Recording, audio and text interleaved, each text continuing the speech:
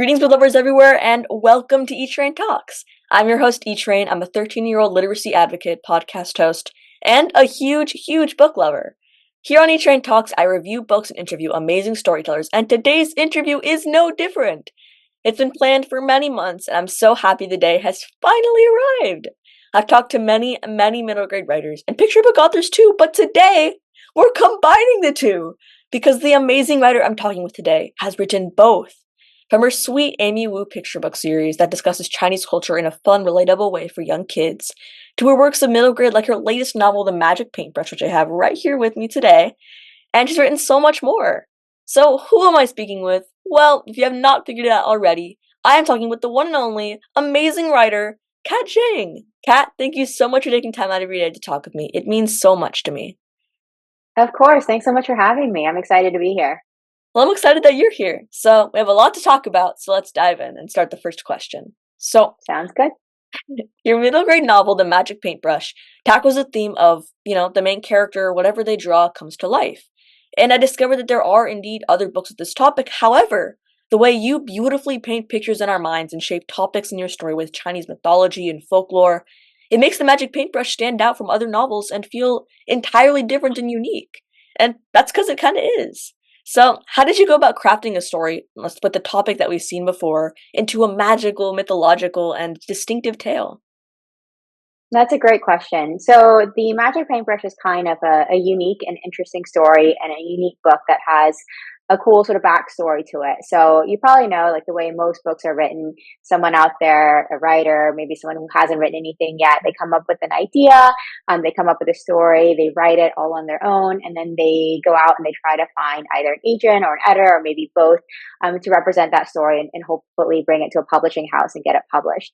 It worked a little bit differently with the Magic Paintbrush in that sort of I was approached with the story and they already had the idea for the story. So the gentleman who first came up with the idea for the Magic Paintbrush book is Eric Darnell. He works with Baobab, an animation company, and he was really excited to bring this story to life, not only in forms of a book series, but also in like an animated series as well.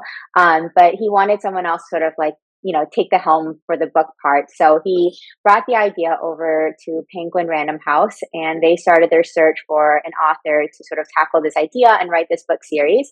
And eventually got in contact with me through my editor and told me about, that they had this idea for a modern take on the Chinese fable of the Magic Paintbrush. So they already had the outline of the first book. So Amy was already, there was already idea of this seventh grade girl that her name was Amy, that she goes on this adventure with the magic paintbrush. But I did get a lot of room as well to further flesh out the story and to really write out all the individual beats of it. So it was very much a collaborative process and not something that I had done before at this time. So it was really exciting and really cool. Well, it was a super duper fun and really exciting read, like you said. And I truly loved it. I'm sure everybody else who's watching has loved it or will love it after reading it after this interview. So, my next question about the Magic Paintbrush is it discusses the relationship between the protagonist Amy and her grandmother Lao Lao. And they both have a love of art, however, Amy is struggling to find as much joy as she used to in it. And throughout the book, Amy, she tries hiding secrets from her grandmother, but eventually her secrets are revealed and they find their way back together. Did you pay homage to your own relationship with your family or someone close to you when crafting the magic paintbrush? Great question. So I think anytime you write a story, you always bring parts of yourself into it, whether you mean to or not. So Amy's relationship with her Lala was not based specifically on any one relationship I have, but I always think it's really cool when you're able to share like a love with a loved one, especially someone in your family. Growing up, I was always really into stories, into books, into writing, and my dad was really into stories as well. So that was a big way that we connected when I was little. He would tell me stories all the time during like long car rides, and sometimes we would like share books and read them together, and we'd always watch movies and talk about them together. So part of that, shared love was something that I really enjoyed and something that I think unconsciously I probably pulled on when I was trying to write Amy's experiences with her grandmother. I know that Eric, when he came up with the idea for this relationship, was pulling much more directly on his relationship with his own grandfather. And in fact, that was a big inspiration for the story to begin with, was that he felt that as a young person, he kind of, I guess, I don't know if underestimate is the right word, but he didn't realize what a rich and full life his grandfather had. I think a lot of kids probably, when you see your parents or your grandparents, you kind of just think of them as, your mom or your dad or grandma, grandpa. You don't think about them, especially when you're younger, as people who live like full, rich lives beyond just being your mom or your dad or grandma or grandpa. And he wanted to write that experience into a book. So that was, that experience and that relationship was a big part of what made him interested in this book and this story. My next question is a bit of a shift to another of your stories. So, I am a huge, huge Avatar: The Last Airbender fan. I've watched all the episodes. I've watched The Legend of Korra as well. It's like okay. Moving away from the show and my fanboy-ish sort of thing. I was super excited to discover that you actually wrote an Avatar: The Last Airbender picture book. You got in contact with the creators of the show, and I mean, you can just tell from the cover that it is amazing, and it looks amazing. You're really detailing. Well, I don't want to talk anymore about the picture book because that's your story to describe. So, can you share how writing a picture book differs from writing middle grade, and how did the opportunity come about to write an Avatar sort of picture book? Yeah, writing a picture book is definitely really different from writing a middle grade. It's a very different audience. And writing a picture book about a world that already exists, like the world of, Avatar: The Last Airbender, is even more different. I was really, really excited to get this opportunity. Like you, I love the Avatar series. And so when I first signed on to write, the Magic Paintbrush stories, I had never worked with like another company, like in order to collaborate on anything before. And I was kind of a stroke of good luck that after getting to work on that project, I also got approached in sort of a similar way. A publishing house approached my agent, to ask if I would be interested in working on this project. And in the beginning, it was actually kind of, hush hush what Mm. project it was. It was just, oh, we're interested in what they call like an intellectual property picture book based on like a big children's show, I think, or something that they said, but they didn't tell me that it was Avatar: The Last Paintbrush. Oh my gosh, Avatar: The Last Airbender. But I remember being suspicious. I can't remember how they described it, but the way they described it, I remember thinking, I wonder if this is Avatar: The Last Airbender. And I was really, really excited. And it was a really unique and great experience to be able to play around a little bit in that world. My next question is moving towards sort of like a publishing sort of side of things. So, Mhm. your books have been translated into other languages, German, Italian, and I'm curious, what is the process like translating your novels? Do you really have a say in it? And when publishing in different countries with different languages, are there any changes or edits made to the themes or locations of the book? Yeah, I'll be honest, that's not something I am super involved with. And the way it worked for my young adult series, which is I think the one that's had the most languages it's been translated into, they often would just let me know. They're like, oh, like this company in Italy has bought the rights in Italy, or this company in France has bought the rights in French. And the whole process would sort of happen once I just said, okay, sounds good. Like, I'm glad it's reaching, that country. They wouldn't necessarily reach out to me to ask me about any changes they made, which I think is fair. I mean, to be honest, I not speaking those languages, I wouldn't even know about any subtle nuance. It could be that a certain word or a certain phrase, translated into French doesn't make sense, and they obviously know better about all that sort of thing. So Right. I don't really know how it works. For the Amy Wu books, they did come up with a specialty edition in Mandarin and Chinese for the Amy Wu and the Patchwork Dragon, because it was chosen as the Read for the Record book. And that one, they did pass by me a little bit, I think. But on the whole, they take care of it, and they hire really great people to take care of all that. Yeah, and I totally agree with you. If you can't speak the other language, then they could have changed the entire story, but you wouldn't really be able to know. Um, Yeah, they send me the foreign editions, and I'm always honestly the biggest thing that I'm excited about is to see what kind of cover they choose. for Right. different editions because they do often choose different covers, and it's really interesting to see what they feel like works best in their market. And I actually used to have like a PowerPoint presentation that I brought for school visits that sort of highlighted how different stories are marketed and how different their covers are in different countries, and you can see what they feel like would be most popular in their country, and it's really interesting. Yeah, it does sound really interesting. And it's like I said, it's not always that I get to talk with a writer of both middle grade and picture books, but your Amy Wu picture books, I have two right here. Um, they're sweet and wonderful stories, and they celebrate as well as teach Chinese and East Asian culture in a bright and bold, kid-friendly way. So, can you tell us how you found yourself diving into the imaginative world of picture book writing?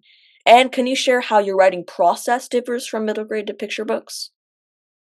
Yeah, so I'll be honest, before I wrote the Amy Wu series, I never thought I would write picture books. It wasn't like something that I had pondered or wanted to do for a long time.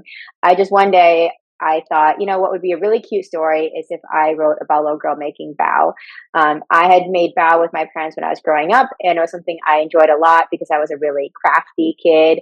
And I love the fact that making bao is like a arts and craft project, but you get to eat it at the end. So that really appealed to me. But I remembered always being really frustrated because the bao that I made were never quite as good or anywhere near as good as the one that my parents made. And when I started making bao as an adult, I realized, hey, this is not something that you magically learn when you get older. It actually takes a lot of practice and is still quite difficult. And I wanted to write a story about that. And that sort of nugget, like self-contained short story, I thought would be a really great picture book. And then from there, I'd only written, you know, young adult and middle grade novels at the time.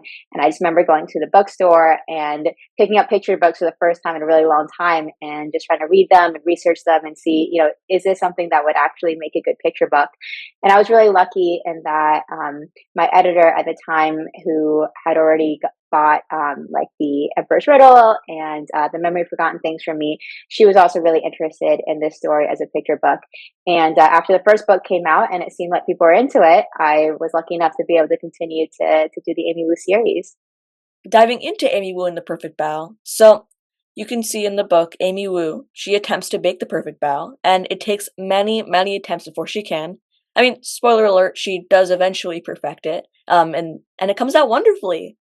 It honestly made me hungry reading that book. So, can you walk us through what your perfect bao recipe is, or is it like sort of like a secret that you don't really want to share? So the Amy Wu book actually has a recipe for bao Yeah, at the end. And one of my favorite things to get from readers actually are emails or letters where they show me their pictures of their perfect bao that they made using the recipe in the back. I use a recipe that's, I think, really similar to that one. I like seafood in mine. I like shrimp in mine. I also really like dessert bao with like red bean paste or black sesame paste in them. I think that the hardest bit is to pinch them shut, which right. honestly, though, that part is more cosmetic than anything. So the lucky thing is, and what Amy also learns in Amy Wu in The Perfect Bao, is that they don't have to look perfect in order to taste really good. And at the end of the day, that's the most important thing. Well, this interview and your book are both making me hungry right now. So, going back to your newest story, The Magic Paintbrush, I read that it was published and actually co written with Eric Darnell. Eric Darnell is the founder, the director of Madagascar, the founder of the studio. And how did you first get involved with Eric? And you mentioned the sort of how it worked a little bit earlier, but is there anything else you can share and sort of the lead up and what else might come with the story, The Magic Paintbrush? Yeah, so every collaborative process I think could be really different. Um, but the way that it worked for the Magic Paintbrush was like I said, they approached me through Penguin Random House, who then approached me through my agent, and they already at that time had an outline for the first book and an idea that they wanted it to be a series. And they had some character sketches for like Amy and for her imaginary friend Luna and for Lala, who wasn't Lala yet. She was just, you know, Amy's grandma, and an idea of where they wanted the story to go. And I drafted the book, and then I would send it to my editor. And when she, you know, gave me her thoughts on it, we would then send it to Baobab and to Eric, and he would also give thoughts on it as well. And then using all those notes and those thoughts, I would revise the draft, and then we go to the next draft, and the process repeat again. So it was very collaborative, and it kind of just felt relatively similar to the way, writing usually works with an editor, where you write the book and then you send it and you get notes and you come back. The difference being that I had two sets of notes every time, from my editor and from Eric and Baobab as well.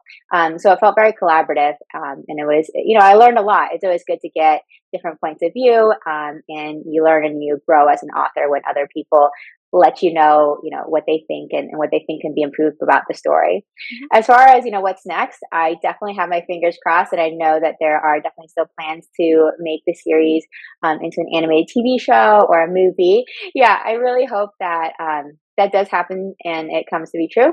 I'll be honest, I don't know exactly where the process is right now. You have to ask Eric. He knows more than anyone else. Well, I am certainly, fingers crossed, knock on wood, every single sort of everything. I really, really hope that the Magic Paintbrush becomes an animated series. I mean, of course, reading the story is incredible, but seeing it come to life, that must be so rewarding for you and must be so exciting. And I'm really hoping for you that it comes out, and hoping for everybody who Thank loves you. Magic Paintbrush. Yeah, definitely. So, as someone who has had numerous books published, you've had the opportunity to also work with different publishers. So, I've always been curious to ask what the transition is like, and are there any differences working with one publisher versus another? I don't know if there is an obvious and set difference between working with one publisher and the next.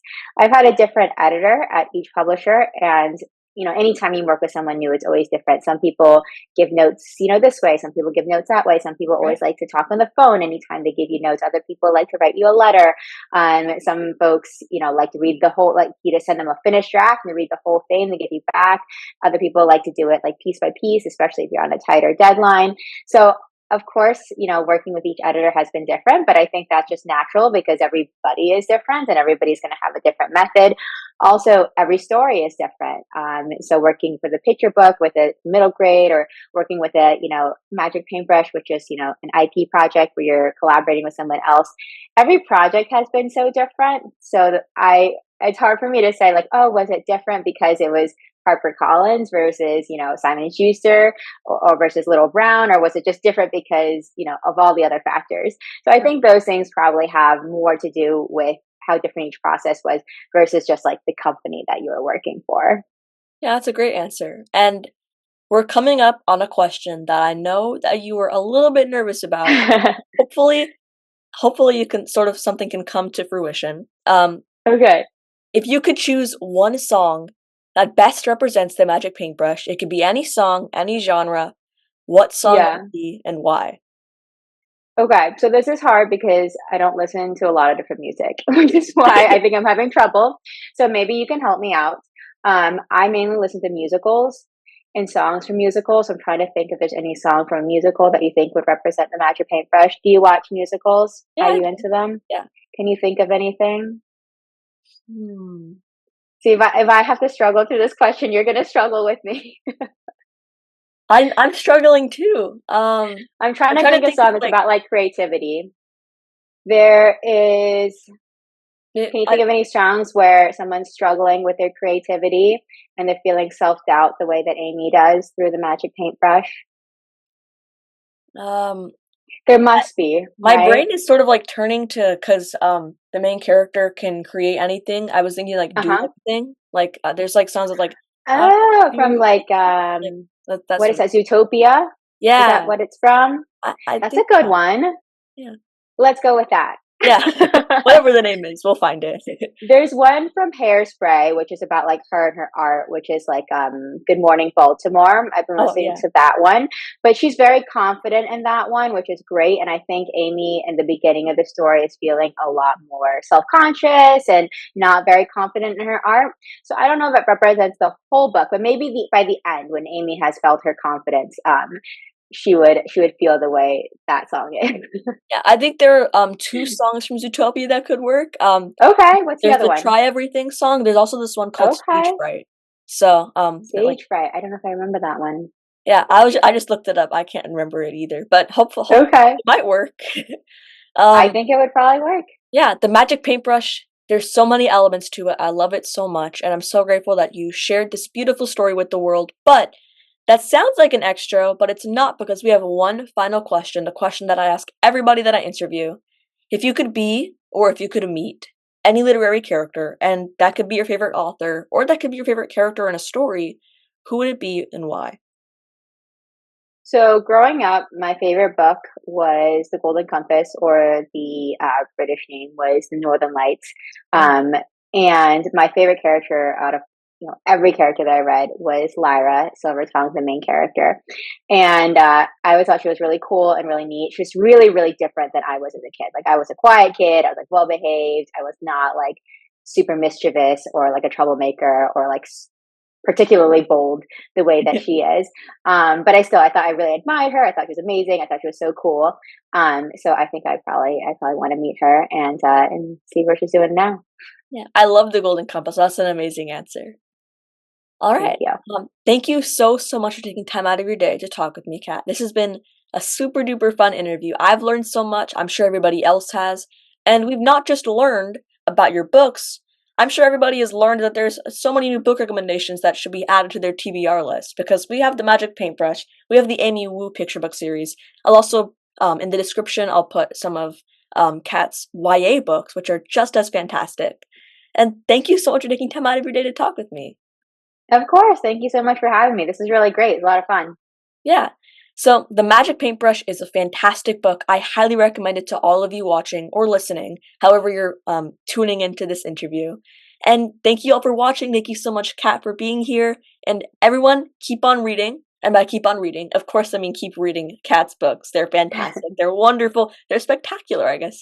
And, they're magical. Well, thank you all. Keep reading. Stay safe. And I'll see you all in the next one. Bye. Bye.